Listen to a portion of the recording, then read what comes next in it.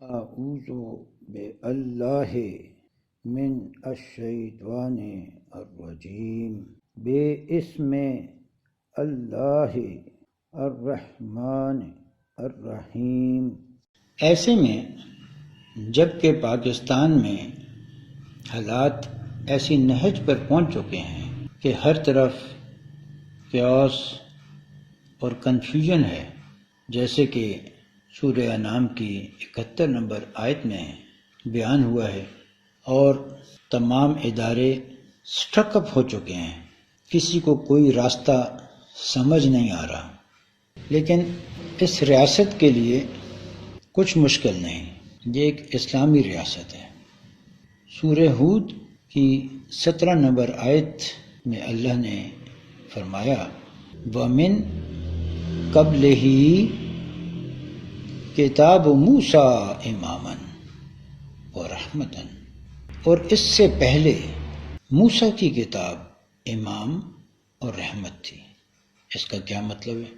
اس کا یہ مطلب ہے کہ اس سے قبل یعنی قرآن سے پہلے موسیٰ کی کتاب امام اور رحمت تھی، لہٰذا اس وقت وہ کتاب جو محمد رسول اللہ علیہ السلام پر نازل ہوئی وہ امام اور رحمت ہے، تو ہم اس کی طرف راغب ہوتے ہیں۔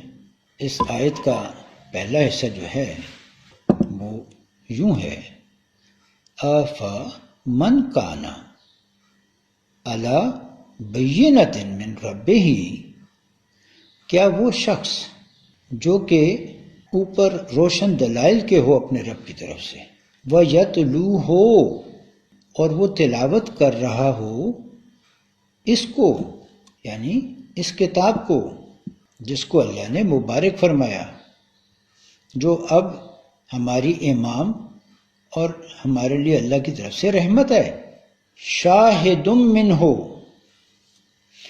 اور وہ سمجھانے والا ہو، سمجھا رہا ہو اس کتاب سے، تو اللہ فرماتا ہے وَمِن قَبْلِهِ کتاب موسیٰ اماماً ورحمتاً، کیونکہ اس سے پہلے موسیٰ کی کتاب امام اور رحمت تھی، تو ابھی اس سے سلوشن کو حاصل کریں۔ یہ امام ہے، جس کے اگلے حصے میں اللہ فرماتا ہے اولئک یؤمنون بہ، تو یہ لوگ ہیں جو اس کے ساتھ ایمان رکھتے ہیں، جو اس کو ریفر کریں گے، جو اپنے معاملات کے حل اس کتاب سے حاصل کریں گے۔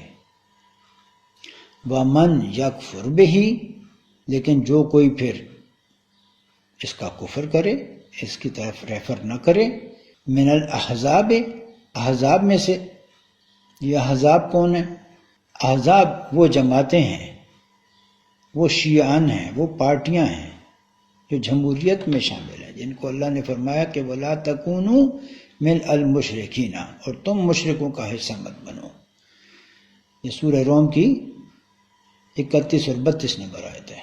وَلَا تَكُونُوا مِنَ الْمُشْرِكِينَ، اور تم ان میں سے نہ ہو جاؤ جو شرک کرنے والے ہیں، مِنَ الَّذِينَ فَرَّقُوا دِينَهُمْ، ان لوگوں میں مت شامل ہو جنہوں نے دین میں فرقے بنائے، وَقَانُوا شِيَعًا، اور پارٹیوں میں تقسیم ہو گئے، گروہوں میں، گروپوں میں تقسیم ہو گئے۔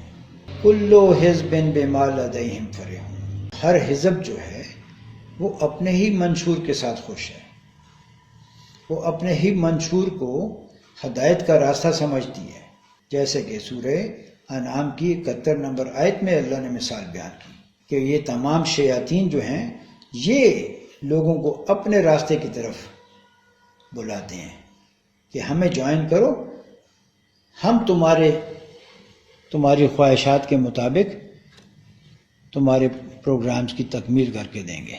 سورہ ہود کی 17 نمبر آیت کو ہم آگے پڑھتے ہیں وَمَنْ یکفر بہ، تو جو کوئی انکار کرے یعنی اس کتاب سے رہنمائی حاصل نہ کرے، من الاحزاب، احزاب میں سے، فَالنَّارُ مَوْعِدُهُ، تو اس کے لیے آگ ٹھکانا ہے، اس کو تیار کیا گیا ہے، آگ کا وعدہ ہے اس کے ساتھ۔ ان جماعتوں کے ساتھ، اس جمہوریت کے ساتھ بربادی ہی بربادی ہے۔ اللہ فرماتا ہے فلا تکو فی مرجۃ منہ، تم کسی بھی شک میں مت پڑو اس کے بارے میں، انہ الحق من ربک، یہی حق ہے تمہارے رب کی طرف سے، ولیکن اکثر الناس لا یؤمنون، لیکن اکثر لوگ جو ہیں وہ اس پر نہیں مانتے، اس پر ایمان نہیں لاتے۔ کیوں نہیں لاتے؟ کیونکہ اکثر تو جمہوریت کے ساتھ ہیں، جیسے سورہ انعام کی 116 نمبر آیت میں ذکر ہے وَإِن تُطِعْ أَكْثَرَ مَنْ فِي الْأَرْضِ، کہ اگر تم نے زمین میں بسنے والی اکثریت کا کہا مانا جو دلوک عن سبیل اللہ ہے، تو وہ تمہیں اللہ کی سبیل سے گمراہ کر کے رکھے گی۔ ان یتبعون الا الظن، یہ جو اکثریت ہے، یہ جو جماعتیں ہیں، یہ صرف اپنے ظن کی اتباع کرتے ہیں۔ وَإِنْهُمْ إِلَّا يَخْرُصُونَ، یہ چیزیں حق نہیں ہیں۔ اگر اس سٹیٹ سے، ان حالات سے نکلنا ہے تو ریاست کے اداروں کو اس کتاب کی طرف آنا ہوگا۔ یہ کتاب امام ہے۔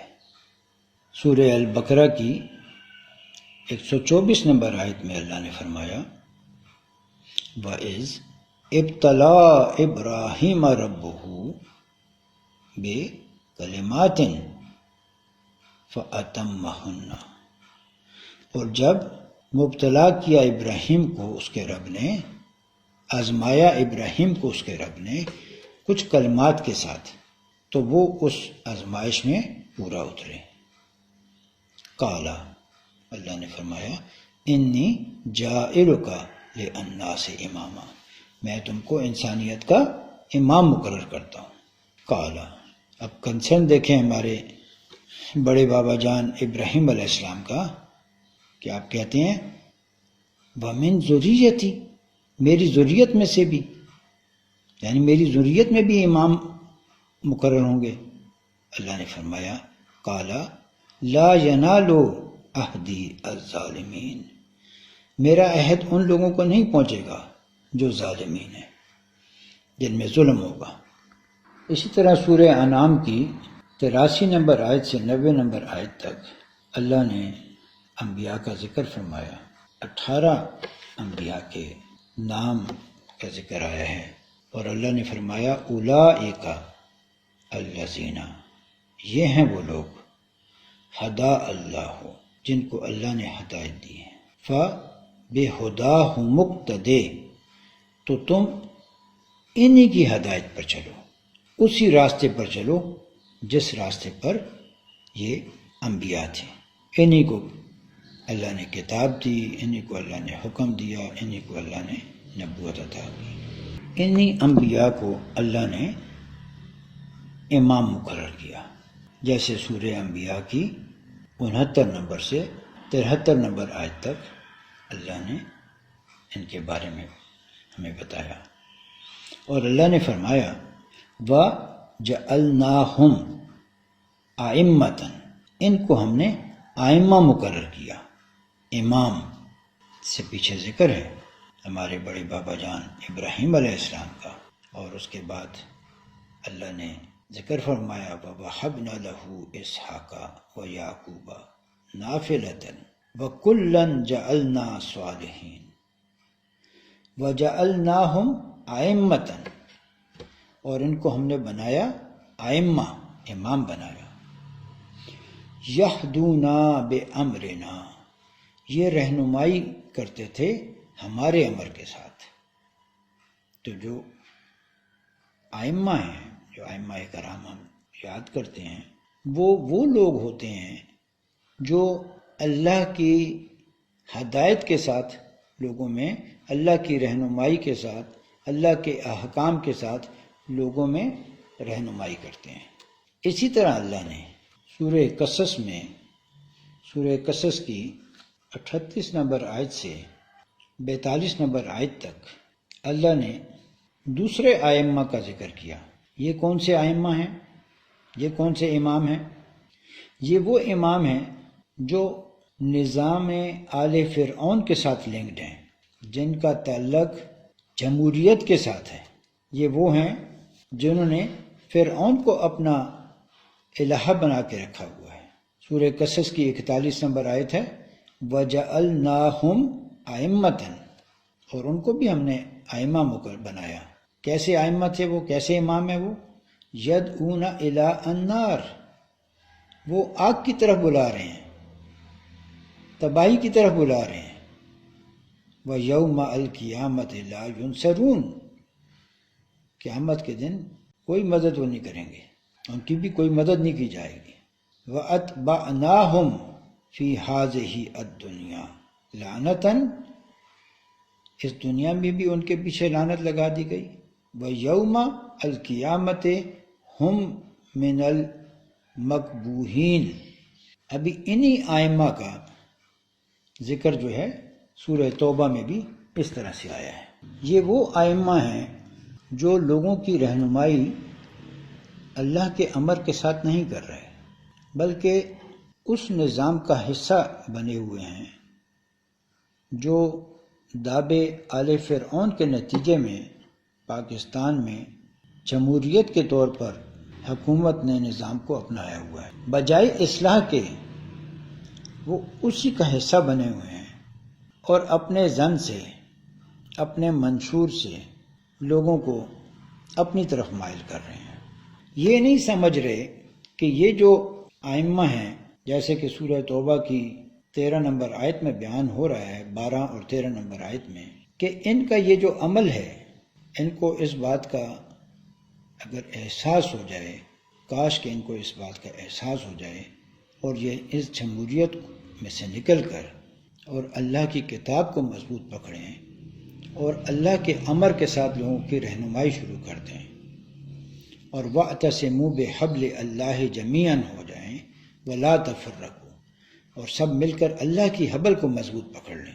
لیکن موجودہ حالات میں ان کا یہ جو عمل ہے، جمہوریت میں شامل ہونا، اس کا حصہ دار بننا، تو اس کا نتیجہ کیا ہے؟ وَهَمُّوا بِإِخْرَاجِ الرَّسُولِ، کہ یہ جو ریاست ہے جو اسلام کے نام پر بنی ہے، جس کے لیے بہت قربانیاں دی گئی ہیں، یہ جمہوریت کے ذریعے یہاں سے اسلام کو ختم کیا جا رہا ہے۔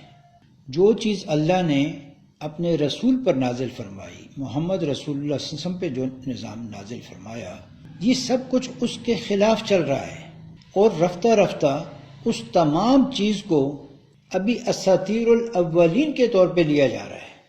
اب یہاں پر ریاست کو اور ریاست کے اداروں کو، کیونکہ یہ ریاست مسلمان ہے، اس کے اداروں کو اس وقت یہ تمیز کرنی ہے کہ وہ کس کی رہنمائی حاصل کرتے ہیں۔